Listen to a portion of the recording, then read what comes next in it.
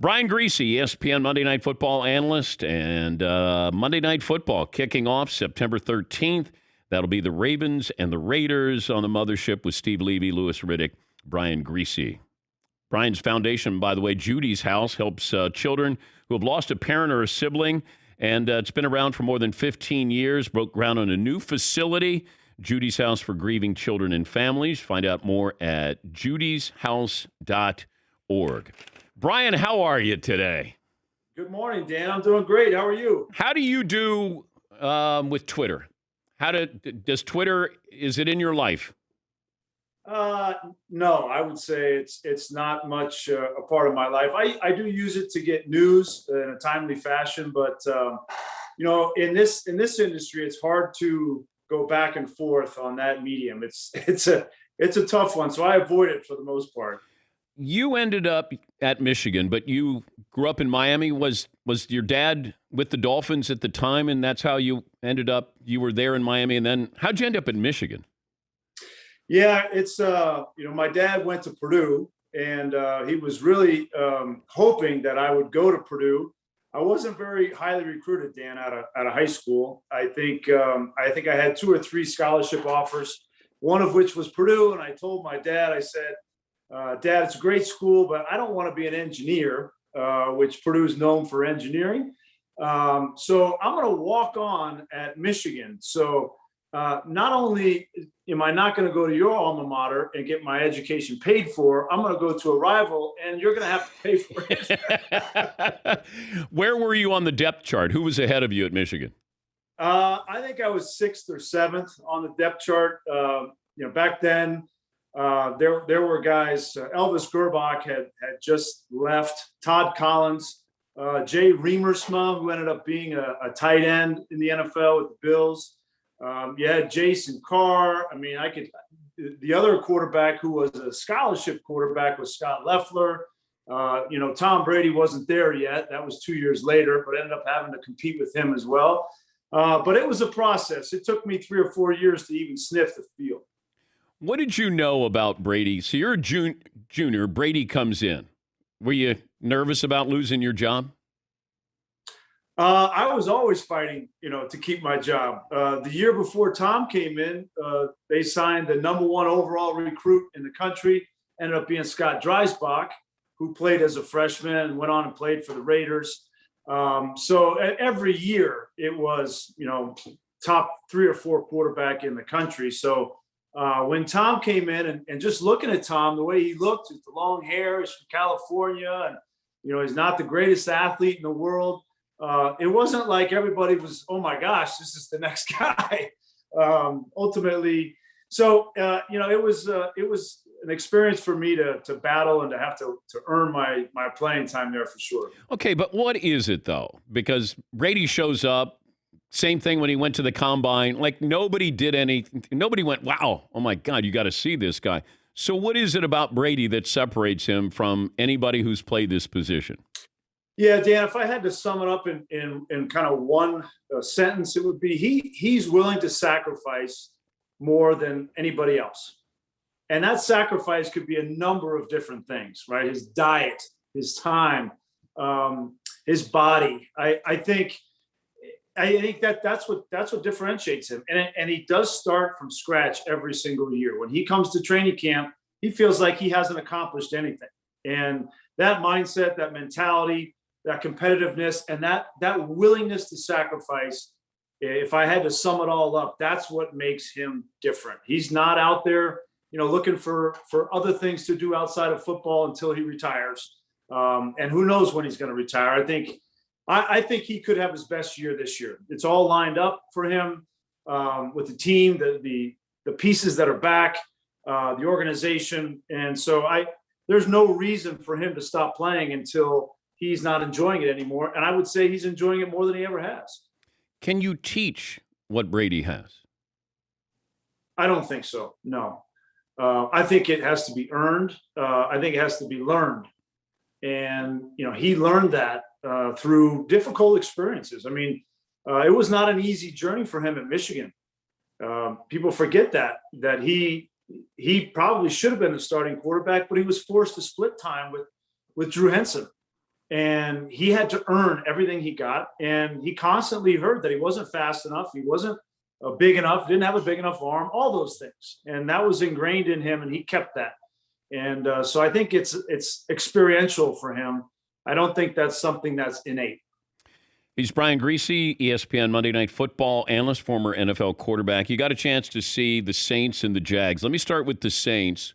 What is Sean Payton waiting for in naming his starting quarterback?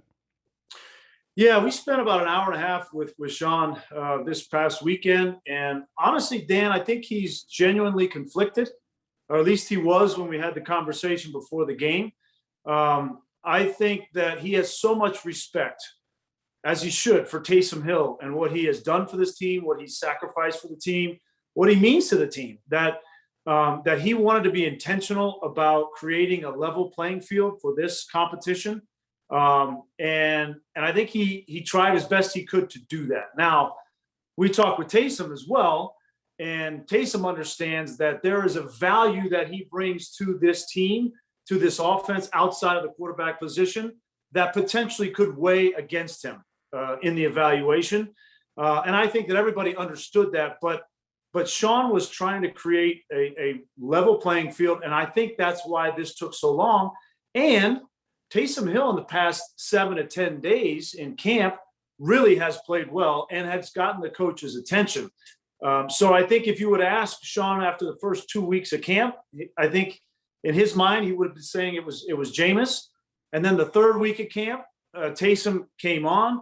And then what happened on Monday night, Jameis could not have played better, not just with the way he threw the ball, but with the way he executed and ran the offense and made checks at the line of scrimmage. And so I think the decision has probably been made at this point after watching Monday night. And I would expect Sean to come forward with that. You trust Jameis Winston? I trust Jameis Winston under Sean Payton. I think that Sean Payton is one of the best quarterback coaches in the league. I think that Jameis, obviously, we know he has the physical talent. We know that that he wants it. I think he's been humbled.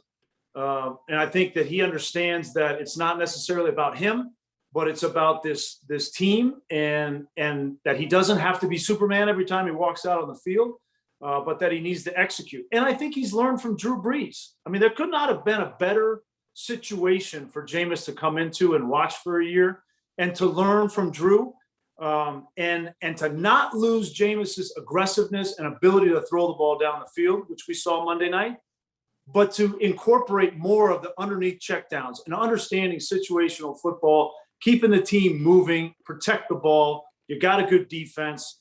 So I trust Jameis in that system. In Tampa, with Dirk Cutter and Bruce Arians and people that wanted to push the ball down the field and didn't get backs out, didn't allow him to check the ball down all the time. Listen, there were a lot of dirty hands in those 30 interceptions. It wasn't just Jameis. So I expect to see a different quarterback this season for the Saints. Does Urban Meyer know what he's getting into? Urban Meyer's a smart guy, smart coach, been around. He has not been around the NFL. I'll give you that. But I think he understands what he's getting into. I don't know that he understands the level of competition on a week in and week out basis and how hard that's going to be.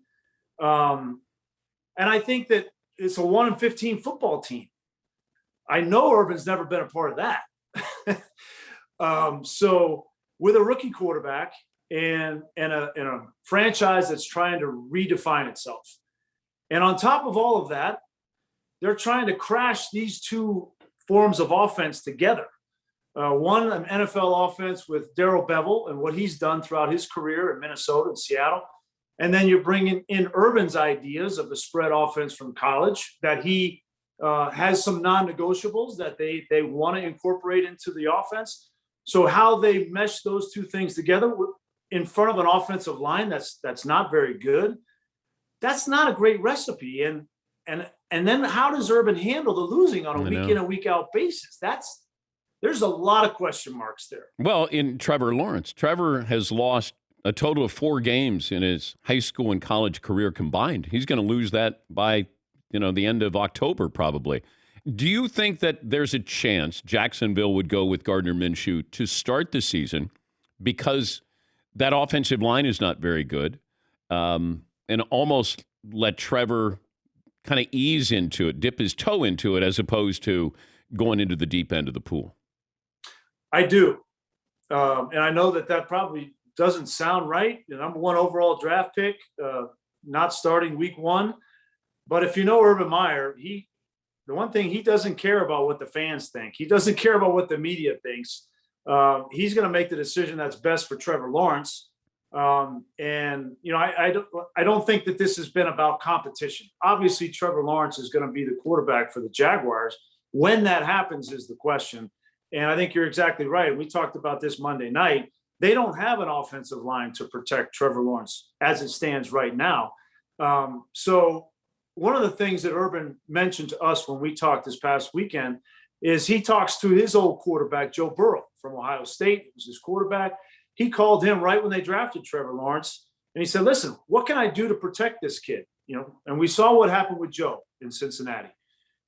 He said, listen, you have to run the ball and get the ball out fast. Those are the two things that Joe said. And Urban says, I'm going to call Joe once a week, every week to kind of learn from him. How is his experience as a rookie, first overall pick, and what can we do to support that? So it's not in Urban's mind. He's trying to do the right thing by Trevor Lawrence. And I don't disagree with him. If he starts Gardner Minshew week one, that's going to be about protection.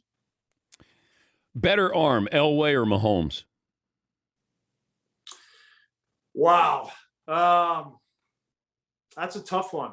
I watched John Elway up close my rookie season, and he did some things that I had never seen before. Patrick is more creative and innovative with the arm angles and off-platform throws, and that. John, I've never seen anybody that when he got his feet set and he stepped into something, I have never seen anybody throw the harder ball than him. Patrick, I think, can throw it further off platform and not need his feet, but I still think that John Elway could. He had a howitzer, man. It was unbelievable to watch. And Elway was probably 36, 37 at the time when you joined the team.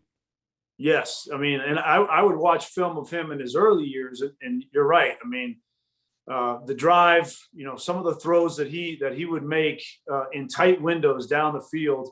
I've never seen that before. Now, Josh Allen has a little bit more of that, I think, when he gets his feet set, the down the field driving throws, that looks a little bit more like Elway. I liken Mahomes to Steph Curry.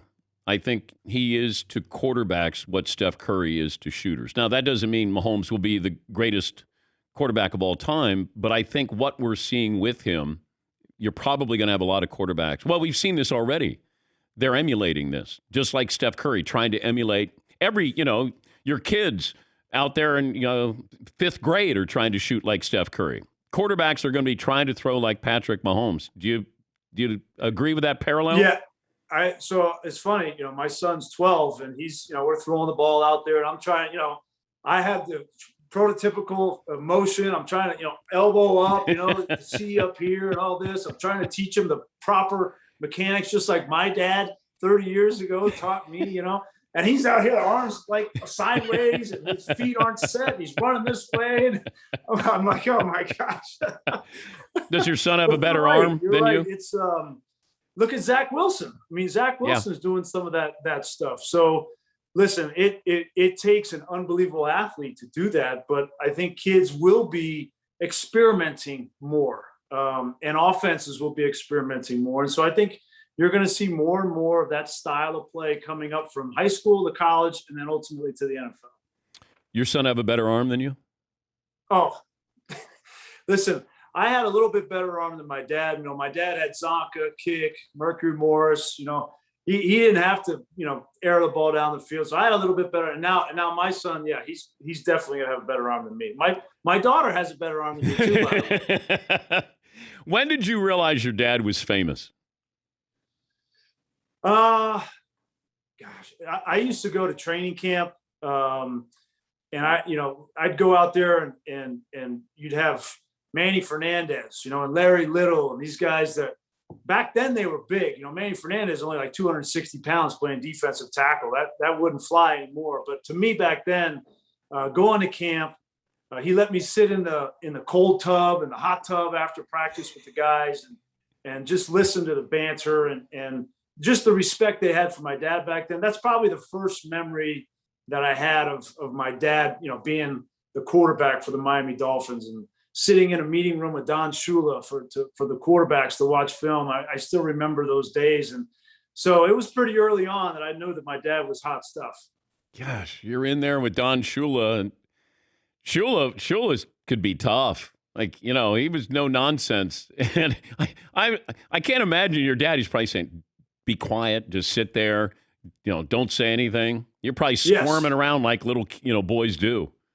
Yes, I'm in the back of the room, and I used to sit, they had a legendary equipment manager, Bobby LaMonica, who was back. He always used to send me home with shoes and stuff for football practice and whatnot. But I sat in the back, and I would just, I couldn't say anything, but just listening to some of the stories. They tell stories and how Shula. Now, so it's interesting you bring this up because next year, Dan, 2022 is the 50th anniversary of the undefeated season.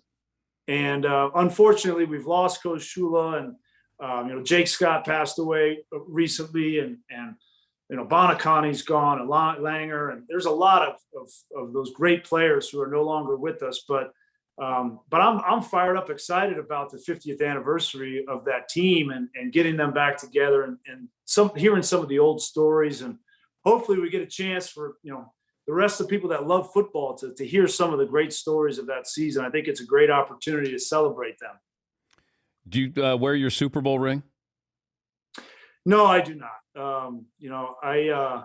I was a rookie, Dan, and I threw 3 passes that season. One was a completion for 2 yards, one was an incompletion, and one was an interception. So I don't wear that ring very often. Is it there in the room? No, it's in my sock drawer. You know how that is. Now I'm going to have to move it because everybody knows. Oh, now they know. If you want to find Griese's Super Bowl ring, it's in the sock drawer. Hey, great to talk to you. Have fun with the season coming up there. It'll be week 1, Ravens and the Raiders in Las Vegas. Thank you, Brian. Great to talk to you again. Yeah, Dan, good to catch up anytime.